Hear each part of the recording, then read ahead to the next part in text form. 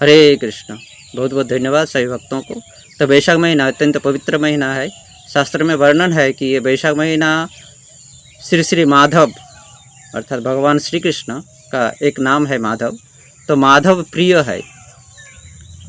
शास्त्र में कहा गया है कि वैशाख महीना में सूर्यदेव मेष राशि में अवस्थान करते हैं और सूर्यदेव मेष राशि में अवस्थान करने के नाते यह महीना माधव का अत्यंत प्रिय है। इसलिए इस महीने में हम जो अच्छे कर्म करते हैं उनका 10,000 गुना फल प्राप्त होता है। और ये भी वर्णन किया है कि सिर्फ अच्छे कर्म नहीं, जब हम बुरे कर्म भी करते हैं, कोई पाप कर्म करते हैं, कोई अत्याचार अनाचार करते हैं, तो उसका भी 10,000 गुना फल हमें प्राप्त होता है। यानी दूसरे समय में हम जो कर्म करते हैं उसका जो फल मिलता है उससे 10,000 गुना ज़्यादा फल इस वैशाख महीना में मिलता है। चाहे हम अच्छे कर्म करें, पुण्य कर्म करें या पाप कर्म करें, उनका 10,000 गुण फल ज़्यादा मिलेगा वैशाख महीना में।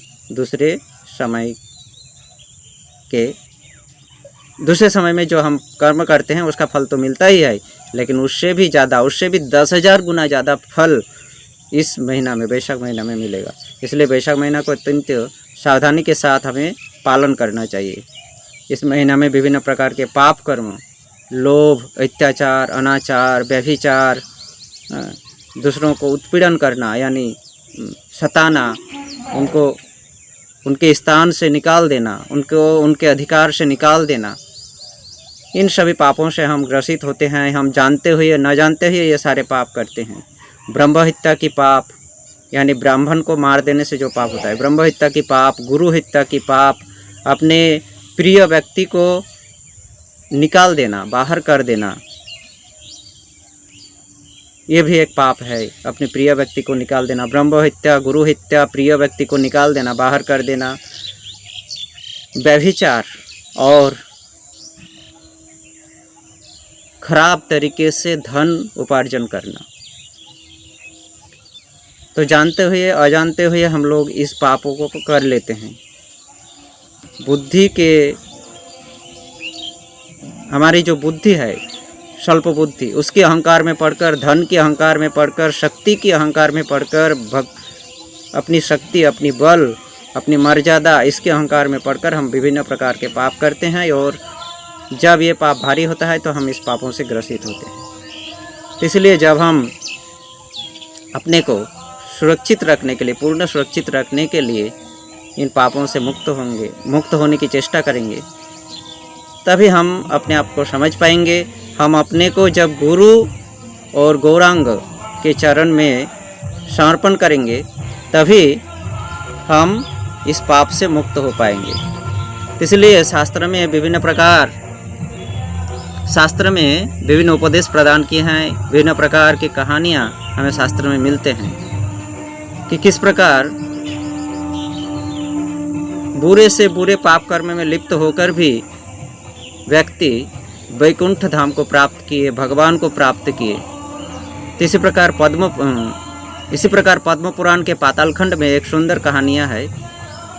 तो आइए हम लोग उस कहानी को श्रवण करते हैं कि किस प्रकार हम कड़े से कड़े पापों से मुक्त हो सकते हैं, अपने को पापों से मुक्त करा सकते हैं। तो पद्म पुराण के पातालखंड में वर्णन है, वहाँ पर कहा गया है कि प्राचीन काल में मणि शर्मा नामक एक ऋषि थे।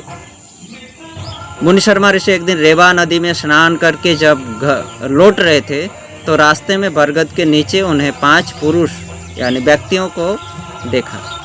उन व्यक्तियों का शरीर का रंग जो था वो कृष्ण वर्ण था, काले रंग के थे वे लोग। और उन लोगों को देखकर ही पता चल रहा था, उन लोगों का चेहरा देखकर पता चल रहा था कि ये लोग बड़े ही दुखी और दुर्दशाग्रस्त है। मुनि शर्मा ऋषि जब उस बरगद के पेड़ के नीचे पहुँचे तो वे पांचों पुरुष मुनि शर्मा ऋषि के चरणों में गिरकर कहने लगे, हे महात्मन, आपको देखकर लग रहा है कि आप अत्यंत आध्यात्मिक शक्ति से शक्तिमान है। आप पर दुखों में दुखी और पर सुखों में सुखी है। आप दूसरों के दुख को निवारण करने में सचेष्ट रहते हैं। हे महात्मन, हे महर्षि, हम बड़े ही दुखी है, पापी है, आप कृपा करके हमें इन पापों से मुक्त कराइए। मणि शर्मा ऋषि इन पापी 5 व्यक्तियों के बातों को सुनकर अत्यंत प्रसन्न हुए और कहे कि भले ही आप लोग अत्यंत पापी हो, लेकिन आप लोग सत्यवादी हो। सत्य कहने में आप लोगों को कष्ट नहीं होता है, इसलिए मैं आप लोगों के प्रति अत्यंत संतुष्ट हूँ। आप अपने पूर्वकृत यानी आगे किए हुए कर्मों का वर्णन करो, बताओ।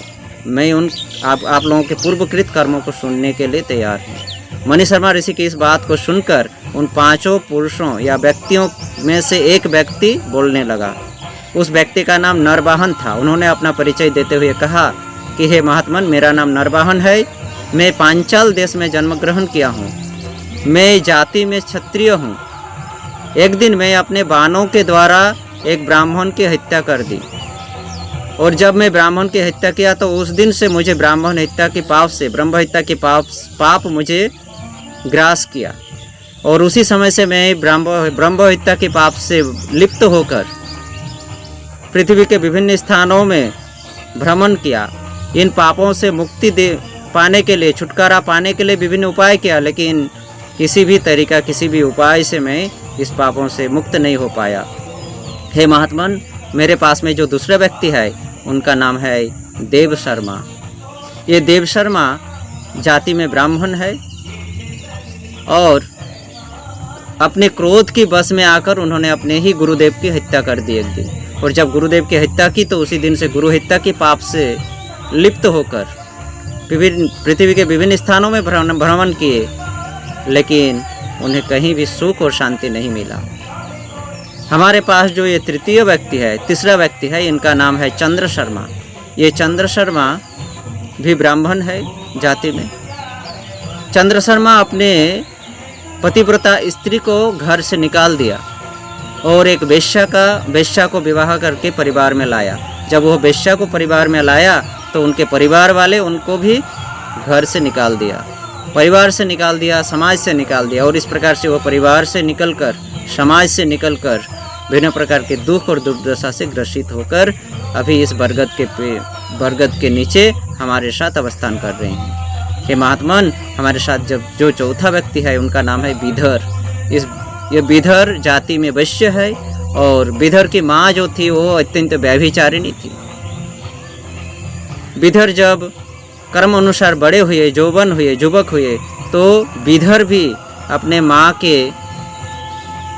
को देखकर, अपनी माँ के आचरण को देखकर वो भी व्यभिचार में लिप्त हुए, और वे अपने जीवन में विभिन्न प्रकार के व्यभिचार और पाप कर्म किए। और ये व्यभिचार और पाप कर्म इनके जीवन को ग्रसित किए हैं और विभिन्न प्रकार के दुख दुर्दशा भोग रहे हैं। ये भी पृथ्वी के विभिन्न स्थानों में गए, विभिन्न तीर्थों में गए, लेकिन पापों से मुक्त नहीं हो पाए। हमारे सामने जो अंतिम और 5वां व्यक्ति है उनका नाम है नंद। नंद भी जाति में वैश्य है। धन उपार्जन के लिए, धन कमाने के लिए इन्होंने अपने जीवन में ऐसा कोई पाप कर्म नहीं है जो नहीं किया।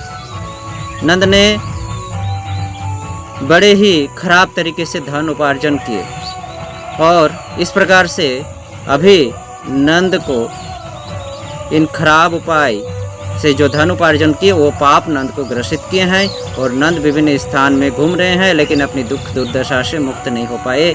हे महात्मन, आप कृपा करके बताइए कि हम अपने इन पापों से हम लोग कैसे मुक्त होंगे, किस प्रकार से छुटकारा मिलेगा हमें इन पापों से। हम लोग जब किसी तीर्थ में जाते हैं, किसी पवित्र नदी में जाते हैं स्नान करने के लिए, तो तीर्थ वहाँ से दूर चले जाते हैं, नदी सूख जाती है। हम लोग जब भूख मिटाने के लिए किसी गृहस्थ व्यक्ति के पास जाते हैं तो गृहस्थ व्यक्ति दरवाज़ा बंद कर देते हैं, वे लोग भी हमसे दूर चले जाते हैं, क्योंकि हमारा जो ये जघन्य पाप है, भारी पाप है, यह भारी पाप उन लोगों को स्पर्श करते हैं। इसलिए वे लोग भी हमें देखते नहीं हैं, पूछते नहीं हैं, दरवाज़ा बंद कर देते हैं और दूर चले जाते हैं। हे महात्मन, आप बताइए कि हमें इस पापों से किस प्रकार से मुक्ति मिलेगा। आप हमें कृपा कीजिए। महर्षि मणि शर्मा ऋषि अत्यंत संतुष्ट हुए उन लोगों की इन सत्य बात को सुनकर। तो देखिए भक्तों, जब हम जानते हुए कुछ पाप कर्म करते हैं, अजानते हुए कुछ पाप कर्म करते हैं, हमसे हो जाते हैं, लेकिन जब हम अपने आप को गुरु के चरणों में समर्पित करते हैं, गुरु के सामने जाकर जब हम गिड़गिड़ाते हैं, गुरु के सामने जाकर जब हम प्रार्थना करते हैं, अपनी सत्य बात को प्रकाश करते हैं गुरु के सामने, तो गुरु हमें प्रसाद देते हैं, हमें कृपा करते हैं। इसलिए तो गुरुवाष्टकम में कहा गया है अंतिम श्लोक में, जैस्य प्रसादत भगवत प्रसादो जैस्य प्रसादत न गति कुतपि।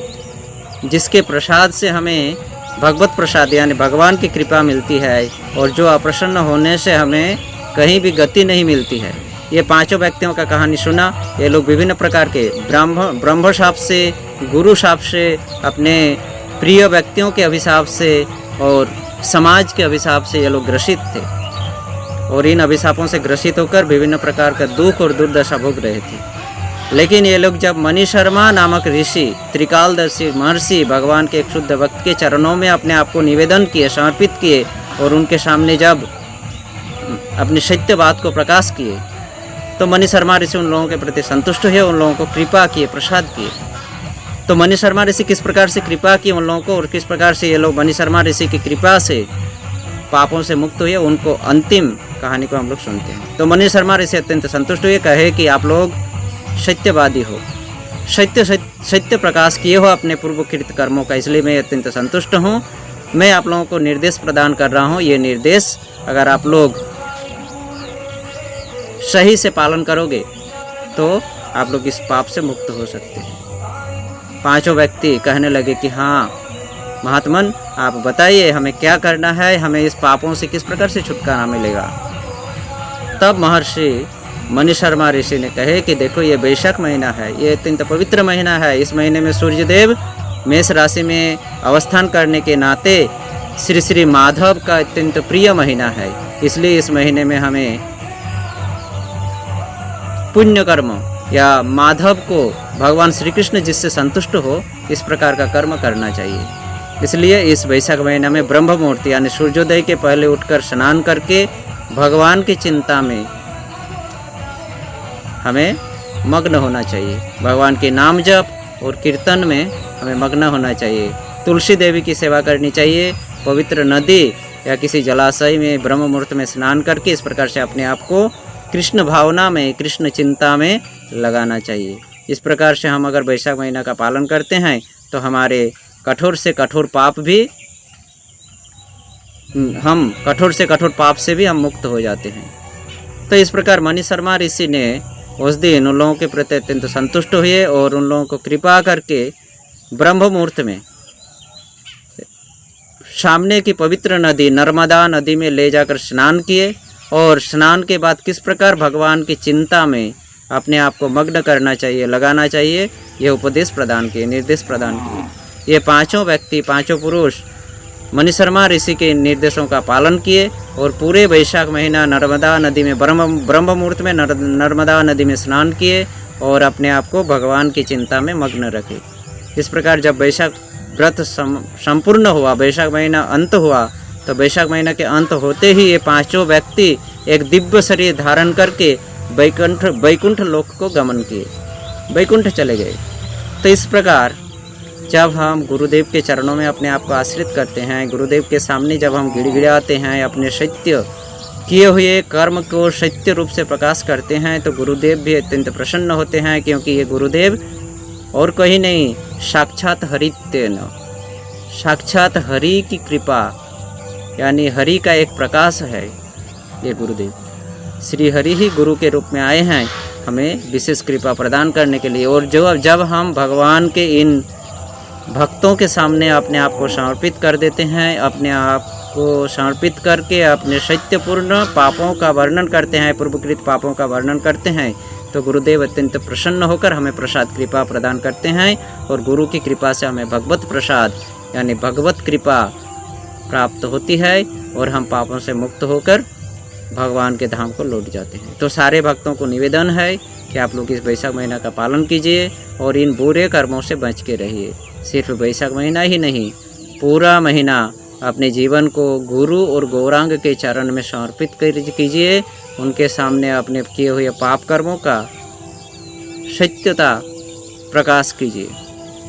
इस प्रकार से जब हम गुरु गौरांग के चरण में अपने आप को समर्पण करेंगे, उनके सामने प्रार्थना करेंगे, तो वे लोग हमारे प्रति कृपा दृष्टि प्रदान करेंगे और उनकी कृपा दृष्टि के प्रभाव से हम अपने पापों से मुक्त होकर भगवत धाम को प्राप्त करेंगे।